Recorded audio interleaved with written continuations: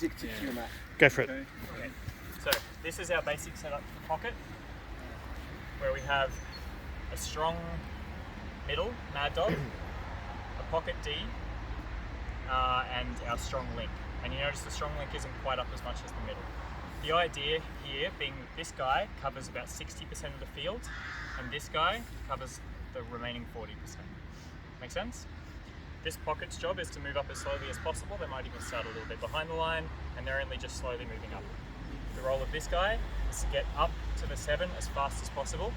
The role of this guy is to get up close to the 7 as fast as possible. It's about 4 or 5 meters up. Then they hover and tread, and all the comms come from this guy. This guy's role is to protect this guy's short side. So they're up. If the ball goes this way, they can also make, but they're always pulling corner. Basically, most of the touches, probably 75–80%, want to be on that Mad Dog. So when we're talking about here in our current structure, we're talking like this, more or less, where these two will be interchangeable. But we can see a similarity here, right? If this guy has to go up and the ball goes across, we have a similar structure to pocket. If this guy can stay close to the line and this guy can make the touch, we end up having a similar scenario to pocket D, whereby this guy, the link, on the side where it's not being made, like the left link, so the right, left middle, so the right link, or vice versa, the right middle for the left link. Does that make sense? So if that's the scenario that we see, and the ball goes to this 40% of the field, that link can come up with direction from the other middle. And it also needs to be something that happens very quickly, but this is where we basically go into a pocket D. It's a style of it. It's not really a pocket, because then it would be this super structured thing of like, this person is making everything, they're just back and forth, and that's why we call it Mad Dog, because they're like a rabid fucking dog out there, and it's awesome fun to play, but it knackers you. And this guy's just chilling out, and he's just yelling a lot. It's normally me, I'm very lazy.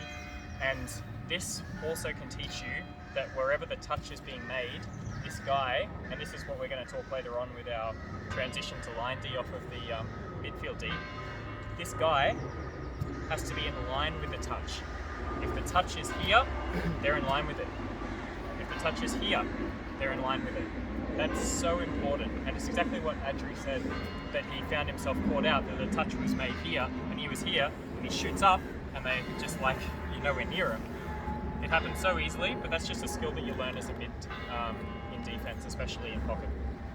But when we're not talking about pocket and we're talking about our sort of dome D where we have interchangeable mids, what we're going to talk about instead of pocket is locking in.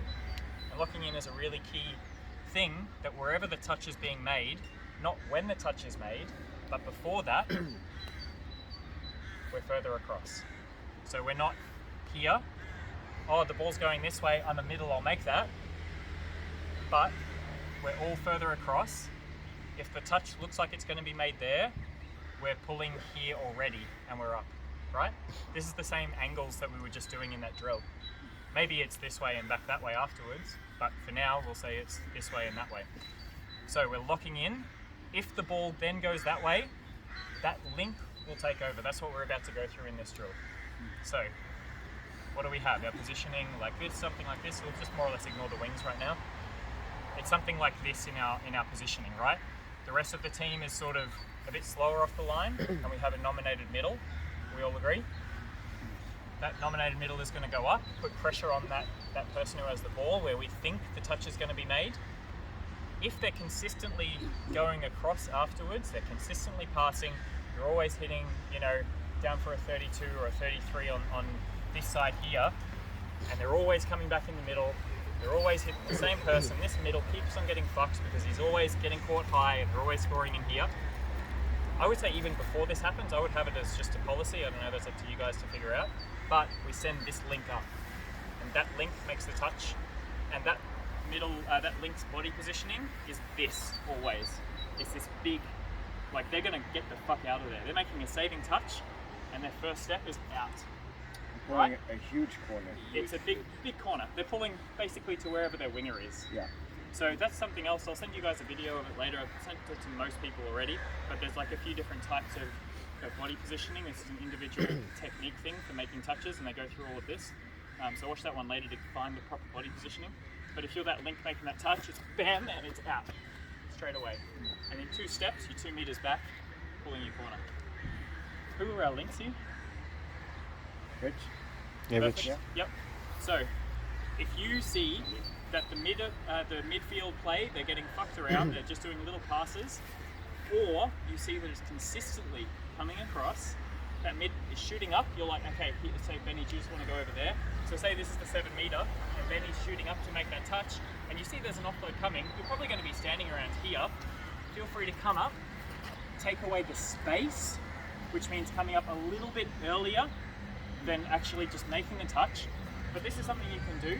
The ball's consistently coming across, come up, take away the space. You stand here, no way in hell they're going to pass it to this person here. As a middle here, if I'm looking for the Can we get one offload person and I just standing see, here, maybe? Yep, perfect. yeah, Martin. Yep. If I want to offload and I see him coming in, I don't want to make that pass because I know as soon as he gets that ball, he's going to be touched and there's no half, nothing's wrong. And the key for this person is outside of that middle, yeah? You're a link outside of that middle. Can we get one defensive middle? Yeah. Back.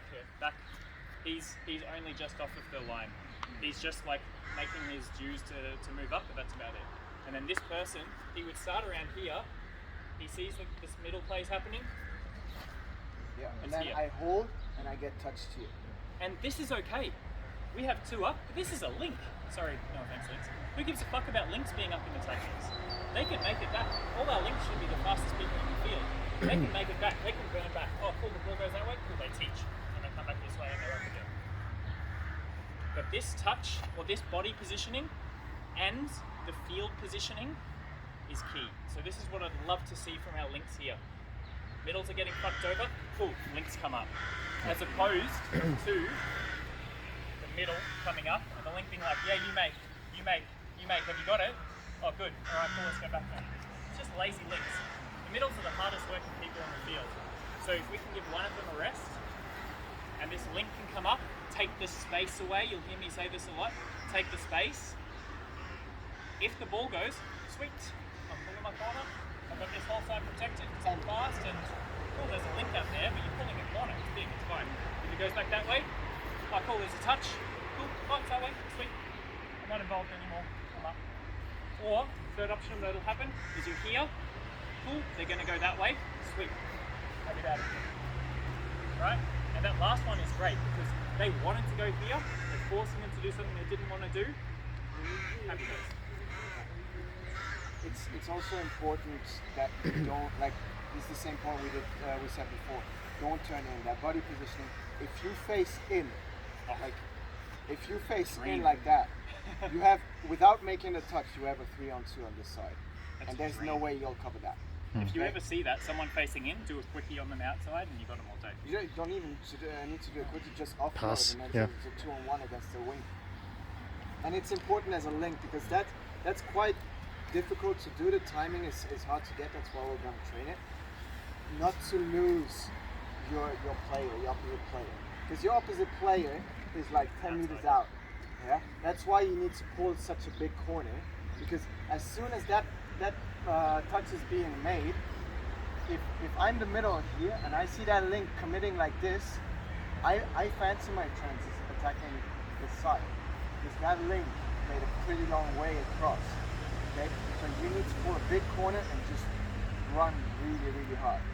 If that ball is coming across the outside, and that's great for you, but you need to go really, really hard if that's not the case. All right.